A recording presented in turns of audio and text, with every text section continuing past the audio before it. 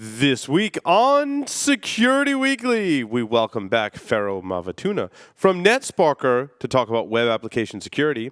There'll be a tech segment on website scanning with Nmap, and we'll discuss the stories for this week, so stay tuned. Don't go anywhere.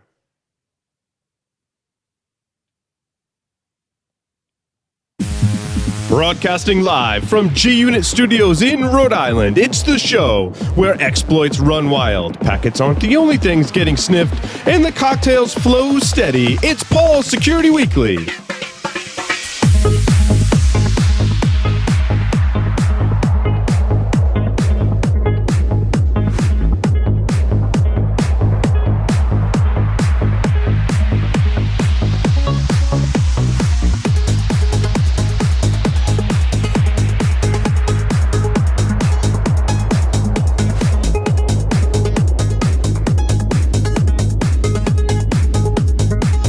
Security Weekly is brought to you by Black Hills Information Security, the leaders in penetration testing and active defense. Email consulting@blackhillsinfosec.com to request a quote today. The SANS Institute, the most trusted source for computer security training, certification, and research. Visit sans.org to explore the full curriculum and latest training offerings. Onapsis, the leading provider of solutions to protect ERP systems from cyber attacks. Customers can secure their SAP and Oracle business-critical platforms from espionage, sabotage, and financial fraud risks. Visit them on the web at onapsis.com. Pony Express. Check out their line of penetration testing devices, including the Pwn Pad, the Pwn Phone, and the Pwn Pro. For enterprises, there's Pwn Pulse, providing continuous visibility into wired, Wi-Fi, and Bluetooth spectrums across all physical locations, including remote sites and branch offices. For all those hard-to-reach places, there's Pony Express. Visit them on the web at ponyexpress.com.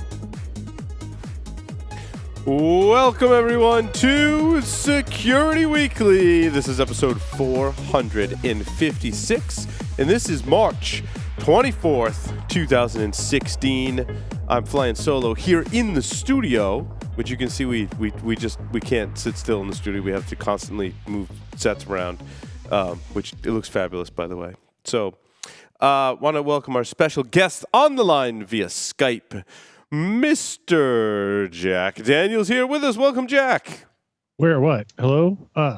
Hey. Good to be with you. Looking fabulous, Jack. Are you in the vacation home, or are you in like the home? I'm in the home. Home. I had to come north for the snow this week. That's right. That's right. Doing it wrong. Awesome. First day of spring. You should have known that it was going to snow, Jack. Yeah, absolutely. We had 2 inches of vernal equinox here out on Cape Cod. Yeah. Nice. Mr. Joff Thayer's here with us. Welcome, Joff. Oh, g'day, Paul. It's good to be here as usual. It's nice and sunny down here in the south. Jack, you're doing it all wrong. You should have come south. It's just not the first time I've done it all wrong. Couple of quick announcements before we get into our feature interview for this episode. Make sure you go to InfoSecWorld, infosecworld.misty.com, MISTI.com. Coming up very, very soon, next week, in fact, April 4th through the 6th. I'll be there. Michael Santarcangelo will be there. We'll have a table in the vendor area, excuse me, and I have nothing to give out at the table, I think, except for T-shirts. So I may just go there and give some T-shirts away. So if you want to come chat with us, find out more about Security Weekly, or just come hang out with us, you can do that at InfoSec World, which will be in a warm and sunny place in Orlando, Florida. Looking forward to that, because spring in New England apparently means it's going to snow and be cold like winter. It's confused. Someone needs to rewire the weather here in New England and put back spring. Please, thank you. Also, right now we're hiring. The only position we have open is an intern. And I believe this is a paid intern position, and that John Strand and I are opening to work for, really all of our collective businesses and interests. It's a webmaster intern position, so you have experience with web technologies and systems administration. Check out securityweekly.com/careers and send email to jobs@securityweekly.com for more information. Alrighty. Ferruh Mavituna is here with us. Ferruh, welcome back to Security Weekly. Thanks, Paul. Thanks for having me again. Yes, it's wonderful having you on the show, Ferruh.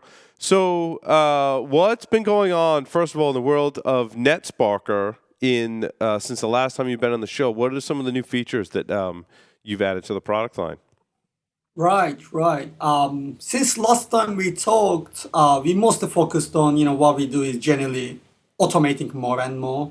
So two things we've been focusing on: how can you scan 1,000 websites, without having a problem within a really short amount of time. So that's what we've been focusing on.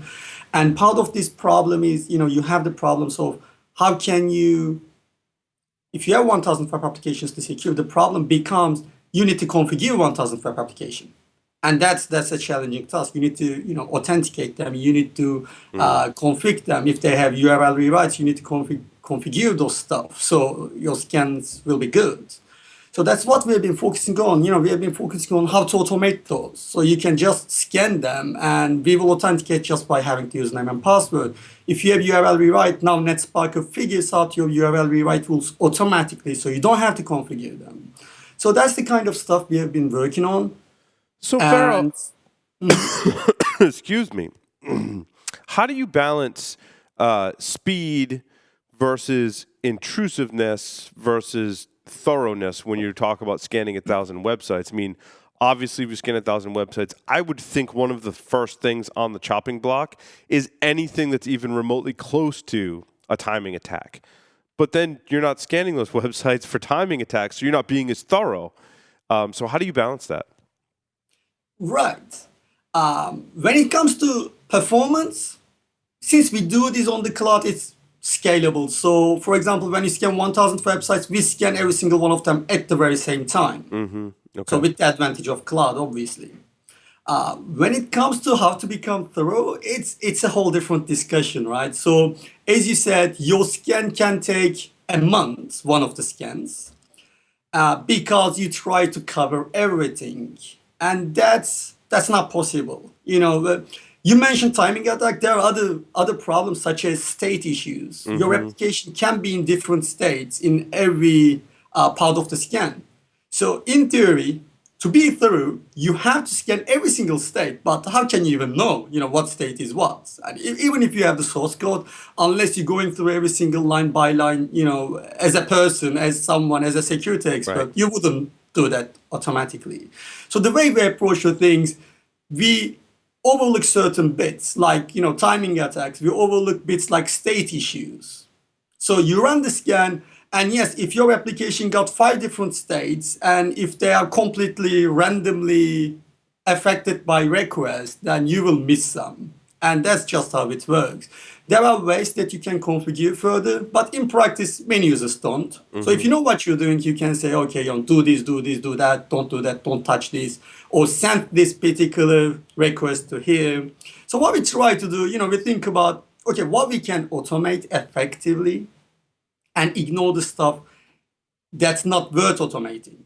So we can go back to our customer and say, look, this is what we do and we do it well. Let's say we really check for those SQL injections. But you know what? We don't do account lockout checking at all. Because even if we try to do so, we will fail half of the time. So there's not much point. It's much better me to telling you, we are not doing this at all. So it's your job to do that. Or, hire a pen testing company to cover that bit if you don't have a security person in-house. Right. Yeah, it's interesting, Ferruh. A very smart person on scanning for vulnerabilities, Renaud Derson, once explained to me the delicate balance between when you do a scan, there's speed, there's thoroughness, and the third component being intrusiveness as well. All right. And I feel like if you can be more intrusive, you can be a little more thorough and a little faster. But the risky part of intrusiveness is causing an adverse effect in the application. So how deep do you go into some of the applications for some of the checks when it comes to intrusiveness? I think, in my experience, compared to network security, application security is much easier in that front. Yeah. In network, you can literally crash stuff so easily, right? Especially if they are vulnerable. In application, by crawling the application and briefly, even if you check for stuff, if the application is going to crash, it's going to crash anyway. So it doesn't matter how aggressive you are, it will crash. But normally what we do, therefore, we do check all the checks normally. And then when it comes to aggressive, all we do, for example, if it's a SQL injection, we actually go ahead and read data from the database. But what we won't do, we won't write something to database, or we won't drop a table, or So when it comes to that, we are quite careful. But when it comes to actually checking whether the vulnerability exists or not, it's not any more dangerous than just briefly crawling the website and sending random data to random places. If application got a delete button that deletes bunch of data, you will delete it anyway. There is no way around it unless you configure so. But in network, I completely agree with you. You can get more aggressive, but you got the risk of you can bring services down, and then you can't do that on production. In application, it's not much of an issue, to be honest. We don't run into that problem, and generally, whatever we do, it's production safe majority of the time. So, Ferruh, what are some of the more interesting attacks that you're checking for? There's always new web application attacks. What are some of the more interesting ones that you have checking for inside of the product? That's an interesting question. Part of the thing we do is we generally focus on the most common vulnerabilities, right? But if it comes to there are interesting techniques that we use. For example, when we find a local file inclusion, there are multiple ways you can find a local file inclusion. One thing we do, we look for it, just most common ways almost. And after we support a local file inclusion, we do certain extra kind of cool stuff. So what we do, when NetSpark identifies a local file inclusion, it says, okay, can I include a remote file? That's kind of obvious, right? So it does that and it doesn't work. So one of the cool things we do try, okay, then let me do this. I will try to include a local file, which is I can control from somewhere else. So when we find a local file inclusion, okay, I read the local file and I read the source code. That's good, but I want to execute I want to execute code. I just don't want to read stuff. So the way we do this, NetSpark actually carries an attack just for the purpose of including a piece of PHP code into the log files. And then in that local file inclusion, we try to include all the normal log files. Oh, and if you hit the right one, now there you go. You actually executed your PHP code. That's really cool. That's neat. Joff or Jack, do you have questions for Ferruh? I know, Joff, you said you just got off a web application assessment. So any questions? Okay, sorry, got to unmute. I had an interesting situation today that people are asking about the integration of continuous vulnerability assessment, a vulnerability management program, and web application scanning. And I'm wondering how the work you're doing, does it map into continuous vulnerability assessment and vulnerability management programs, as well as just sort of standalone scanning solutions? Right. We got two things. By the way, sorry, I don't know whether, I guess it's my connection. It's breaking up now and then. I hope you guys are hearing me well. Yeah, there was a little lag there for a second, but we have you back now. Okay, good. So what we do two things. One of them, we got two products. One of them is NetSparker Desktop, and the other one is NetSparker Cloud, which is the online and scalable version of our desktop scanner. In Cloud, we have a really extensive API. And in Cloud, you also have this continuous monitoring kind of, more like continuous scanning option, where you can simply schedule your scans. And because of the scalability, the example I have given, if you have 1,000 applications, and if you want to scan them every week, you can actually do that. It's fairly easy. You can just, configure that. But in addition to that, we got lots of customers. What they are doing is they're integrating our API into their continuous integration systems. So then what you have is when you make a commit, our scanner makes a scan on the website. So just after developer written 10 lines of code and introduced the cross-site scripting, just after hours or minutes, you got immediate feedback of okay, you just introduced a vulnerability. So we got both of them. You can either almost based on the continuous integration system you have or the build environment you have, you can trigger after you change something, or you can say, keep scanning the application. And another thing you mentioned, then we do also have integration and API integration with external tools. It can be in-house tools or external tools. What you can do, you can hook up NetSparker and extend it, and then say, when you find a vulnerability, just make a request to your bug tracking system or your vulnerability tracking system, or maybe you have a system that you correlate from network scanning, web scanning, and all other sources. So you can actually hook it up and make it kind of automatically export all the vulnerabilities to that system. Oh, okay, that's very interesting. Thanks for that. Jack, do you have any questions? No. So I was along those lines, Ferruh. I was wondering, when you said you're working on being able to scan 1,000 websites at once, essentially, the question I have is, what do you do with the results? Right? That's what I found working for Tenable for as long as I did. I watched our technology get better and better at scanning lots and lots of hosts for lots and lots of vulnerabilities, because over time, there's more stuff out there that's vulnerable as people use more technology, and then you create more signatures. You never have less signatures. You always have more signatures. And then you adapt your technology to be able to find more stuff through whatever technology you're building into your product. But then the problem becomes is, so I can scan 1,000 websites, that's great. How do I fix all that? How do I even get the information from that 1,000 scans to people who can actually fix the problem, right? How do you deal with that problem? Yeah.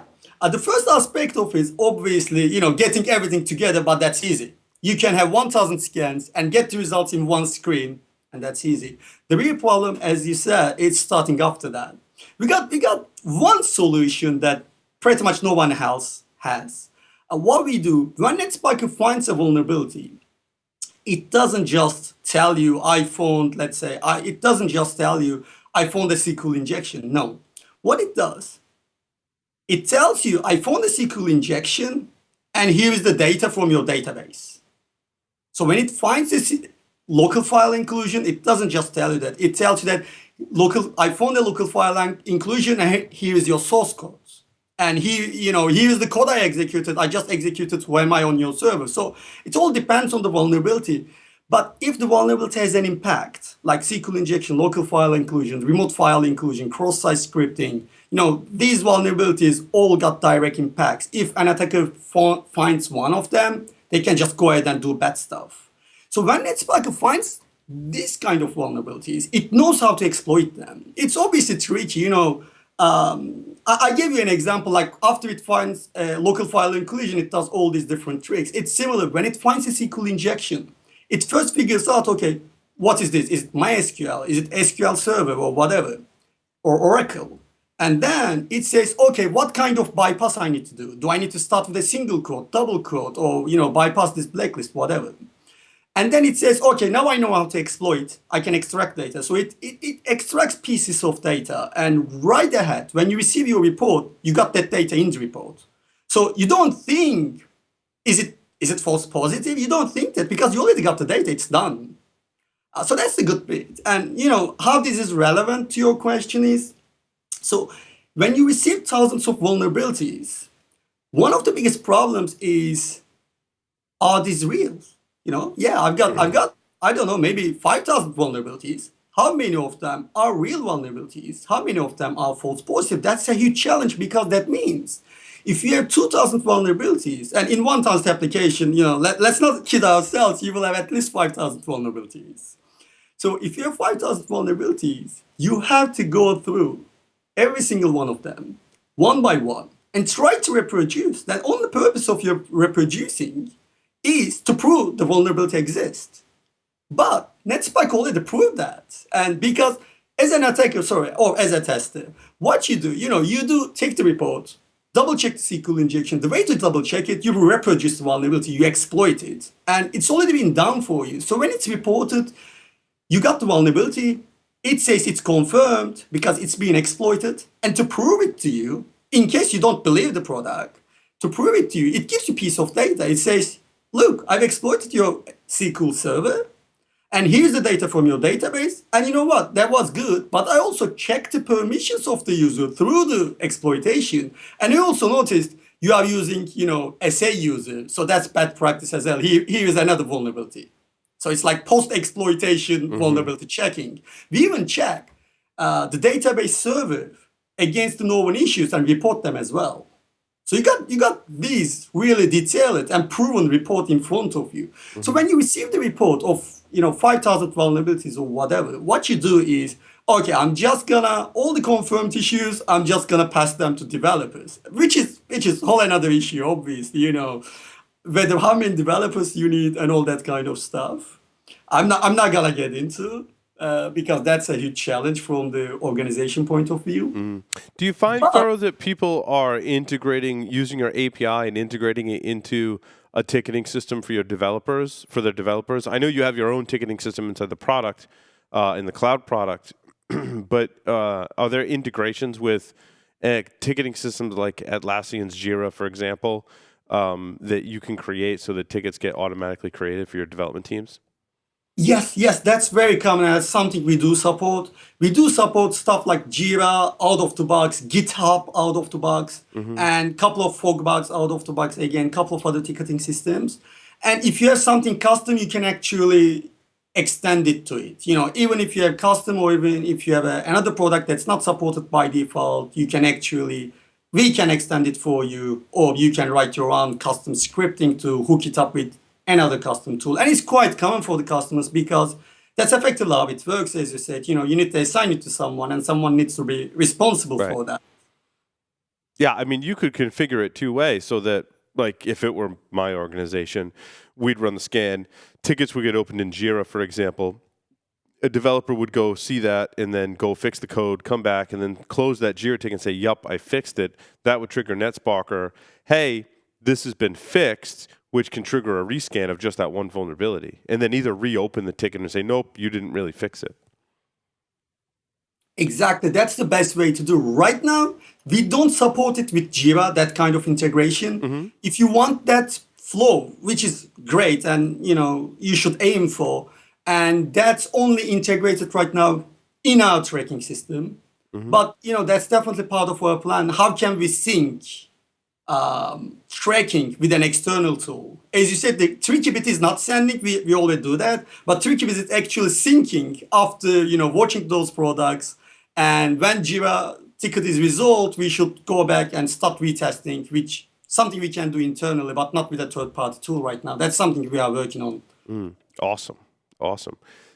Now, when you talk about scanning thousands of websites, right? Are those all externally facing websites, or are some of those websites internal to the organization? There are two things. Right now, we got netsparkercloud.com, which is only supports external websites at the moment. And something we are trying to solve is how can we support internal websites from here? There are multiple solutions. We are working on them, and it will be ready hopefully within a couple of months. Okay. But another option we do have is you can actually have your custom setup within your organization.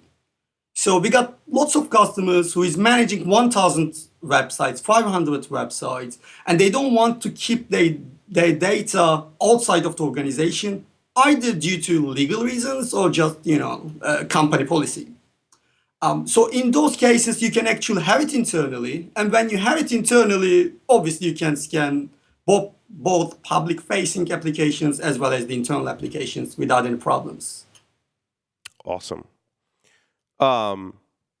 You want to talk about some of the other things in the software development lifecycle? I want to run some things by you. How's that sound? Yeah, that sounds great. So when I talk to people about developing software, especially web applications, the place I tell them to start is threat modeling. So, like, what advice do you give people when knowing everything that you know, especially about what can go wrong with applications, right? Share with our listeners some advice on the threat modeling for a web application. Right. I think the key point is, first of all, one of the biggest mistakes in web application threat modeling is understanding the surface. So many people just assume their attack surface is coming from get and post requests, but it's much more complicated, because attack surface is the key to do that modeling, right? So when you get that wrong, even if you got everything else right, it's not going to work. And we repeatedly see this. To give you an extreme example, I think everyone can understand, okay, cookie is an attack surface as well. But in theory and in practice, and I will give you a really good example for that, you can say all the HTTP requests from URL to HTTP method to host header is the attack surface. So there was an actual vulnerability. I think this was being ASP.NET or Apache. I can't remember the details in that. But the key point was you can modify the host header and get a SQL injection if the application using the host header. To give you a more concrete example, imagine you have an application set up in Apache. And you say, okay, I'm not going to tie it to a host name. It will answer every request from the IP address.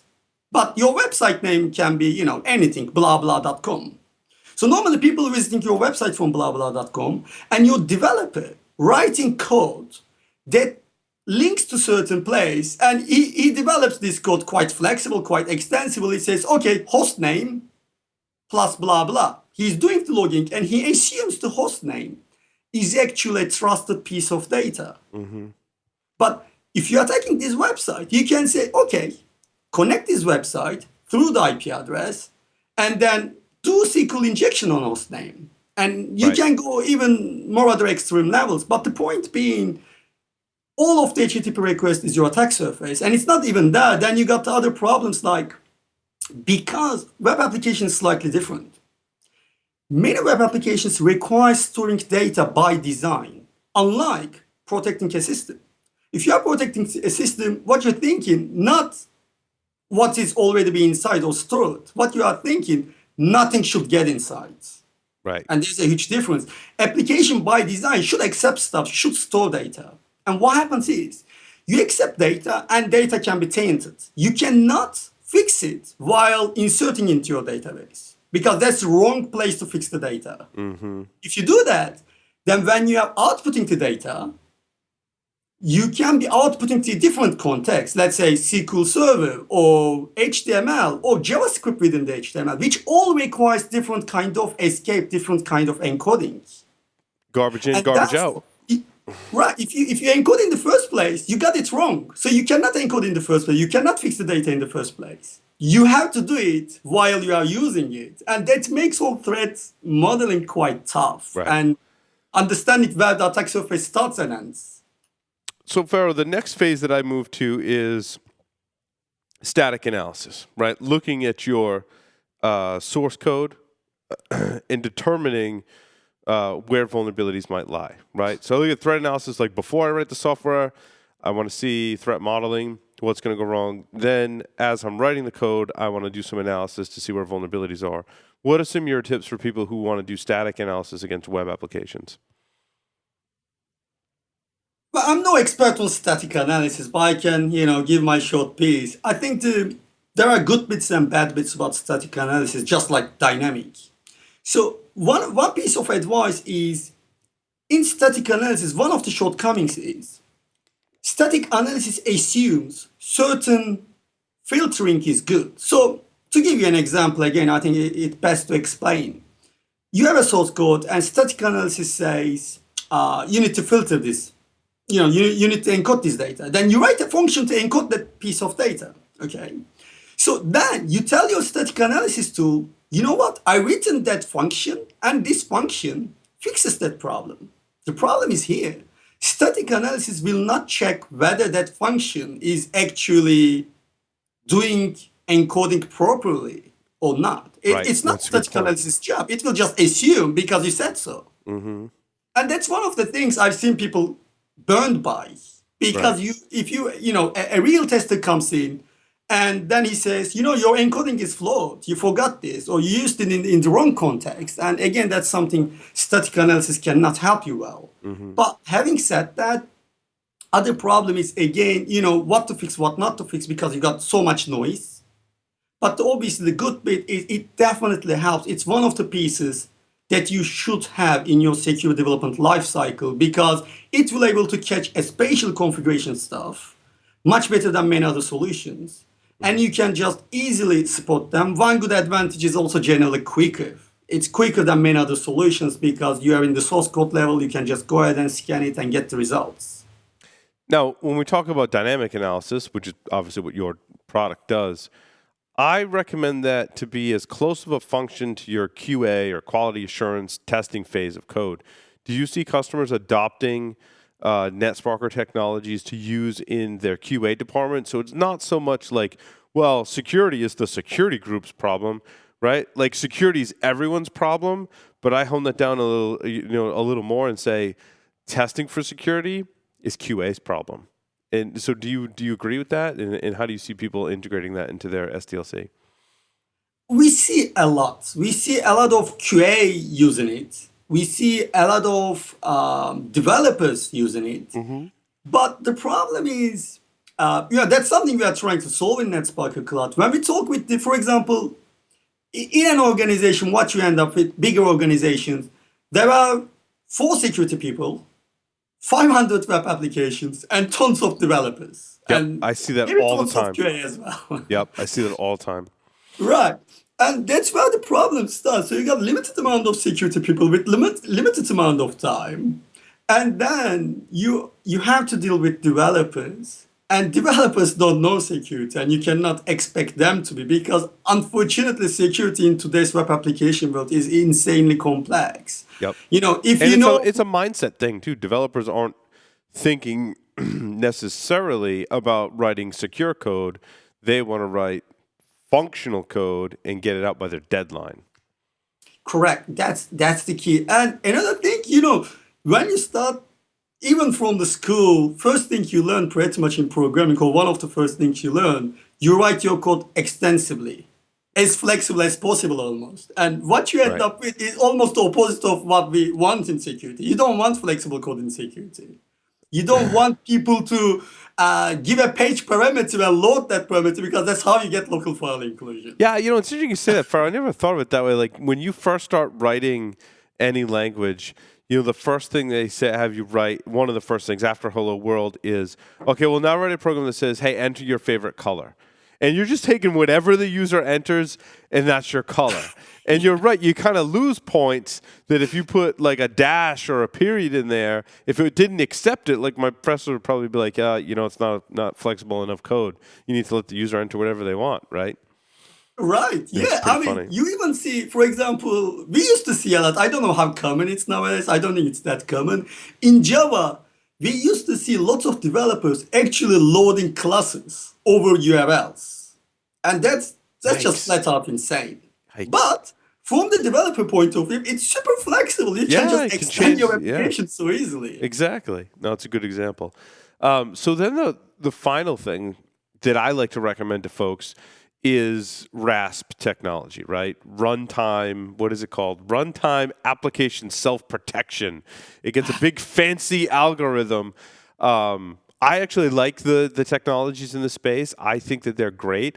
I've found that as I speak with a lot of large organizations about the topic of application security, more and more people are adopting this technology. So what are your thoughts on this technology, Ferruh? It's one of the things, it's similar to web application firewall idea, right? At the end of the day. Similar, not exactly. Similar, but let's say more proactive. That's the difference,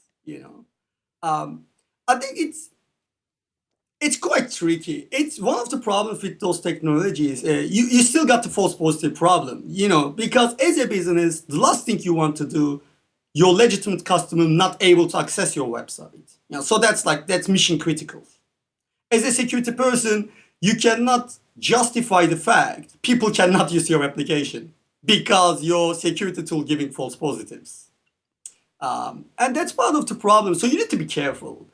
And we have seen in the past with web application firewalls or IPS, the very same problem. You need to really configure them well, or you need to train them well. And even then, you're just kind of not sure. You can end up like this one awkward support call still causing because of your software. It's one of those great ideas. It's very hard to use in production code due to all potential issues with it. Yeah, and as you said, web applications are very complicated. The advantage of RASP is if you train it, it sits inside of your web application server and provides a certain level of protection. And the people I've talked to have actually really liking it. But I think you bring up a good point.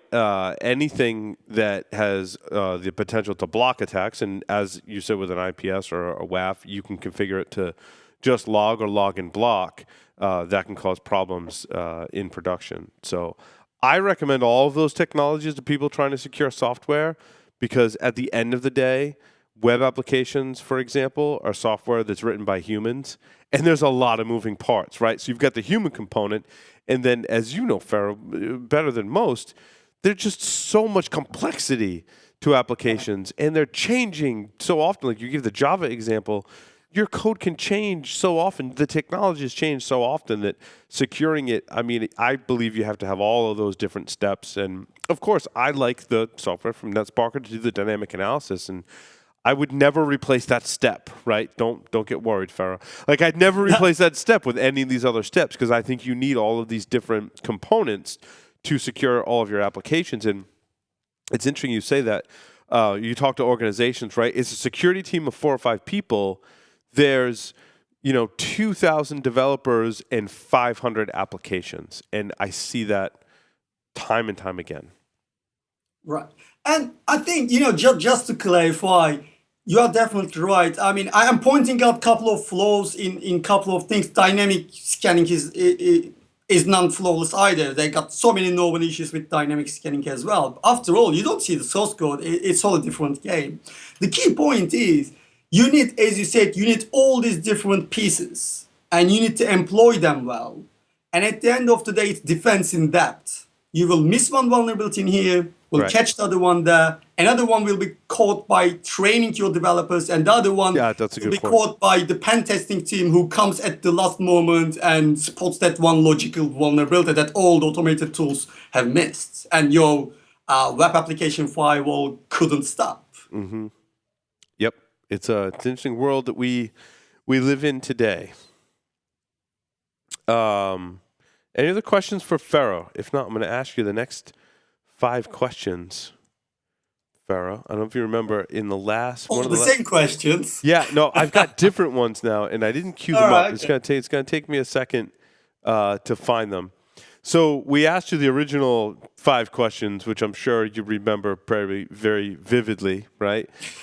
So now for guests who are coming back on the show, I've got a follow-on 5 questions that are very heavily derived from the original 5 questions. So are you ready to play 5 questions version 2 on Security Weekly? Yeah, I was actually hoping to dodge this. Yeah. Nope, we're not going to let you off that easy, Ferruh. Right, okay then. What's one thing about you that most people do not know?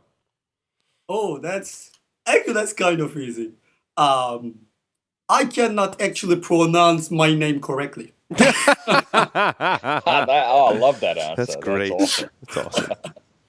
Ferruh, choose a song that, in your opinion, best represents one of the following. Either A, your life, B, one that you would play to get pumped up, or C, the best breakup song.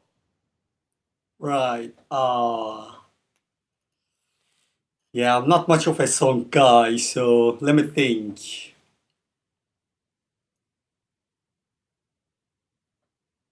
You're not I'm cranking. blank on You're not this. cranking music when you're looking at the web application software and stuff like that. All right, we'll get you some techno music that we listen to, Ferruh. You'll be a huge fan, I promise. Okay, good. Ferruh, as most people know, the popular game of Ask Grabby is played with teams of 3. Choose 2 people other than yourself to represent your team in the popular game of Ask Grabby. Who? What? Are we choosing famous people? No, you can choose whoever you want to be on your team of Ask Grabby Grabby. They can be famous or not famous. Totally up to you. Okay.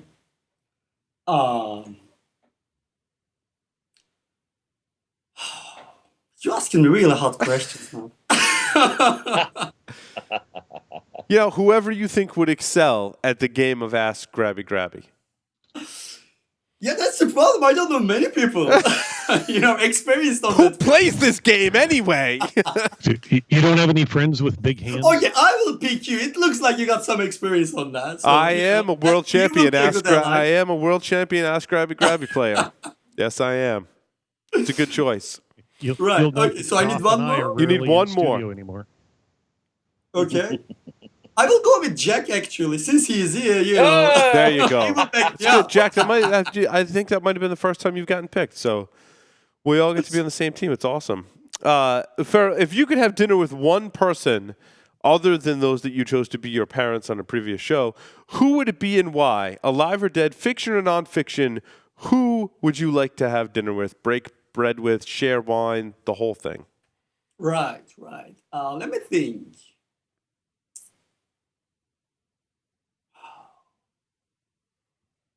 Alive or dead?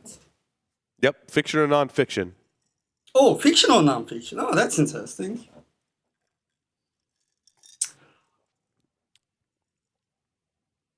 I always I'm thought so bad at this, aren't I? you're thinking too much like a computer person. This is where you can be creative. Like, Yeah. Don't overthink it. yeah, don't overthink it. Like Wolverine would be a great choice for me because if you need something cut, like he's got the knives right there, like that's perfect. And he's Actually, Australian. Spider-Man, pop up my head. I think, Spider-Man's a great choice. yeah, as a child, read it too much. It will be interesting. to Yeah, have a chat. iconic comic book figure. So outside of the career that chose, of the career you chose, or the career that chose you, if you could choose anything, what would be your fantasy career or job outside of being the CEO for NetSpark? That doesn't count. That is your job. Fantasy career or job, if you could do anything, what would it be? I think it's kind of simple, but I guess I will be an author, writing novels and stuff. There you go. Yeah, that's something I always wanted to do, but never get around to do it. Excellent. Ferruh, thank you very much for coming back on Security Weekly. It's always wonderful having you. I love our web application security discussions. Our listeners obviously will gain a lot of benefit from listening to that. So thank you very much. Thanks a lot, Paul. I appreciate that. Thank you. Have a good night. You too. Bye-bye. Stay tuned. We'll be right back.